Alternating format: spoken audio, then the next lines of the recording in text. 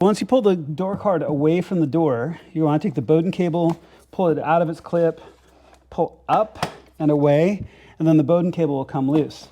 Now you also have your wiring harness on this side, and now this is going to look a little bit different than your average X1, and I'll explain that in a second. But you have your window switches right here, which is a little horseshoe. So you depress on the little tab, rock the gray collar back, and then this will come out. You can walk it off its clip right here, just like that. We've got another one up here at the top, and we've got another one here. The one here in the middle is a squeeze, and just gently wiggle, and it'll come loose. Pull this off this post right here, and then you can get up here to the top right here. Little blue cable, okay? So now your door card is loose, you can take it and set it aside.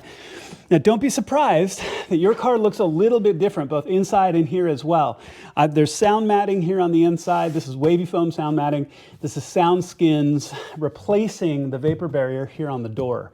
Okay, so this will look a little bit different. You'll have the gray molded foam if you've never had your door card off before. This is to cut down on sound and cut down on road noise and make sound quality better. Okay, so just don't be surprised if your car looks a little bit different. Okay, so go ahead and take your door card, set it safely aside.